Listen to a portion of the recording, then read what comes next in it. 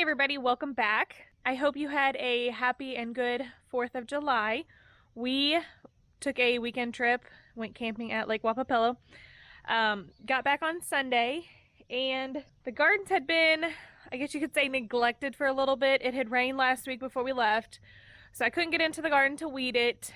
When we came back Sunday, I knew I had to get started on these weeds before they really took over. I was able to get the smaller of the two gardens, the upper garden, weeded Sunday evening. I still need to go through there and get a few more, but it is so much better than it was. I didn't even think about taking a before picture because that would have been awful. So this garden is taken care of. I'm going to go ahead and turn the sprinkler on for this one while I work in the lower garden, which is just about as full as weeds as this one was, if not worse. So I'm going to kind of bring you along as I do that, and I'm also going to give you an update on the garden itself, where we're at, some difficult things that we've had to deal with, and also some success that we've had. Let's get started before it gets too hot because they're calling for mid-90s again this week, and I like to get this stuff done first thing in the morning. So before we left, I was able to grab 3 cucumbers off of the cucumber plant. We've got more on the way.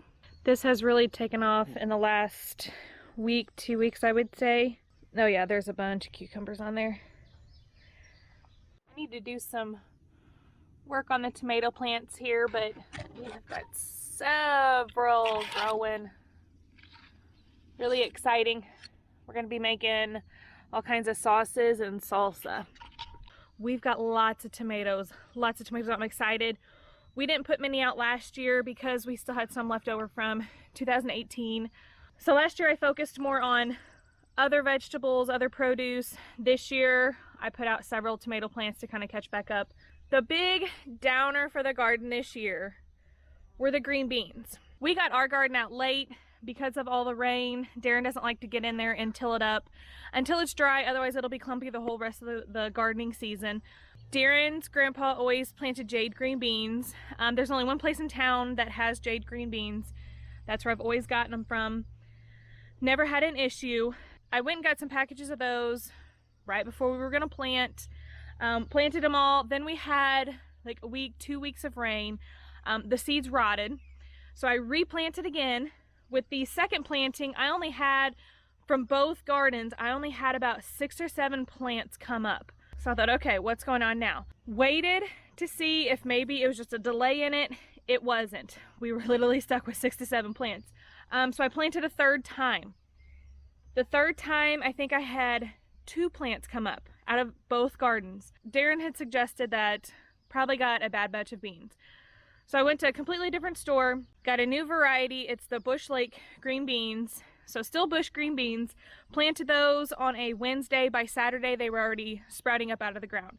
The success rate, so much better. So I do agree with what Darren was saying. I think they have a bad batch of green beans at the store. This year, we won't have jade green beans. It'll be a brand new variety. I think it's still going to be successful, good. They are looking really, really nice. I'm excited. It will be later than normal in putting the green beans up, but better late than never is how I'm trying to just take it and see things. Because we're keeping this as real as possible. This is the lower garden, or what I call the lower garden. It's the bigger garden out of the two. We have our onion plants, carrots, green beans, some celery, sweet potatoes, and corn on the very far end. I will bring you a little bit closer and show you exactly what I'm dealing with, or what I'm fixing to deal with, and maybe take some before and after photos of this garden, because it's pretty rough. I'll just put it that way, and kind of show you the progress where we are on the items that are in this garden, and also what we're fixing to do in this garden. I'll bring you along, we'll go through it real quick, and then I'm going to get to weeding before the sun gets any further up in the sky. Can't really tell here too much, but the onions are going to be dug up today. The tops have started dying back. So I'm going to pick all these onions up, and I like to dehydrate our onions just because they stay longer. Last year I did sliced onions, and then I also did a lot of minced onion because I used minced onion in several recipes. So I'm probably going to mince a lot of these up again and dehydrate those, and I just keep them in a mason jar. And here we have the onion gathering for the year. We've got several different size ones. Most of them are pretty small, but we do have a couple big ones in here. So that's exciting.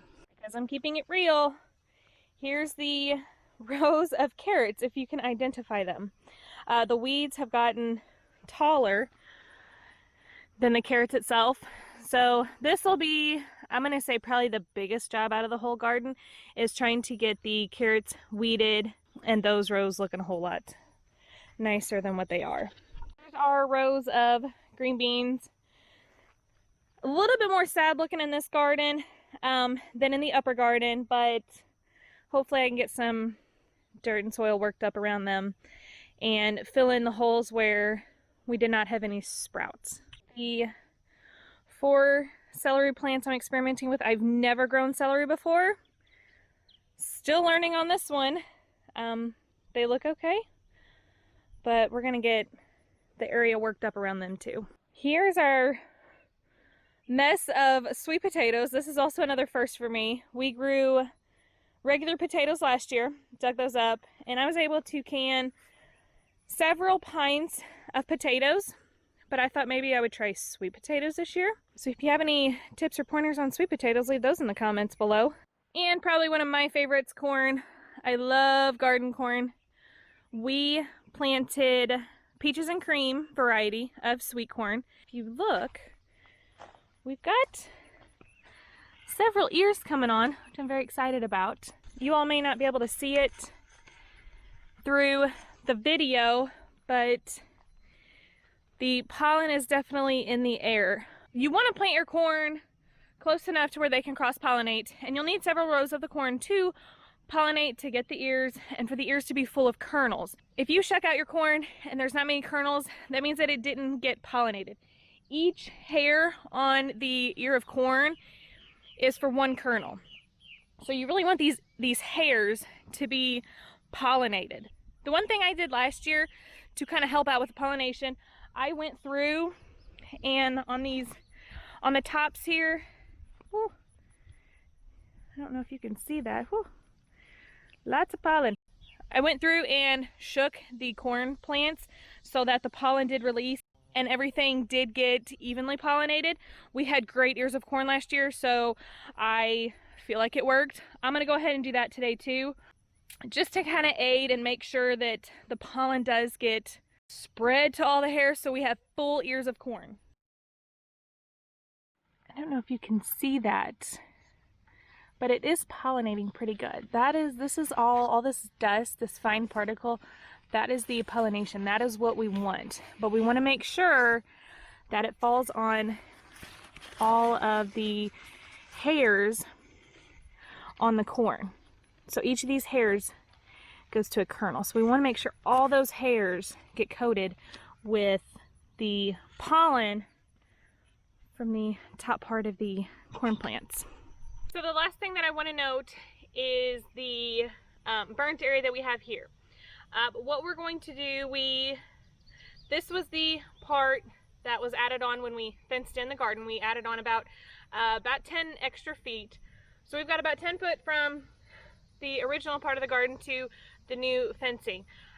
We burnt it off. We still have a couple green patches. I'll try to get those pulled.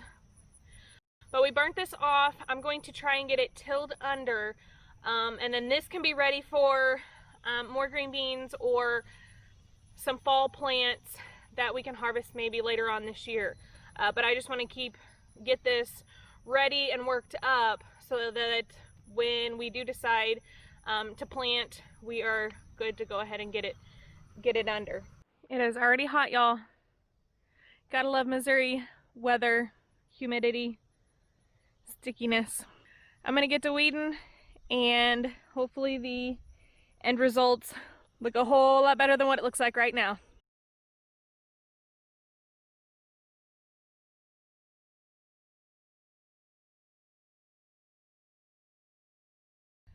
I am a hot mess right now, but this was a very successful morning on getting the garden weeded, cleaned up, And I am very, very pleased with how it is. Now, if I can just keep up with it, would be the next thing. So I'm gonna go ahead and show you what it looks like now after I've weeded it, worked it up a little bit, and then I'm gonna go in and do something I typically don't do, and I'm just going to sit with my feet up. Check out these changes. The onions that were in these 2 rows over here were harvested. I went ahead and tilled it up. We can now identify the 4 rows of carrots that are in this area. And then we've got our green beans. I did go through in some of the spots like right here, and I replanted some seeds. So they'll be a little bit behind these, but I'm just trying to utilize the space here as best as we can. We've got the celery and the sweet potatoes. I want to show you too, as I was weeding, I accidentally got a couple carrots in the mixture of them. But just to kind of show you the progress of the carrots so far, they're not near ready to be picked yet, but at least they are growing and we do have some success there. I'd say they're about the size of a quarter in diameter, or a quarter sized round, and about the size of my palm. We've got success with the carrots, it looks like. As always, if you're new here, go ahead and hit that subscribe button. We would love to have you stick around. For those of you that have subscribed and watched this video, if you liked it, give it a thumbs up, and we appreciate you sticking around with us. Until next time, take care and stay cool.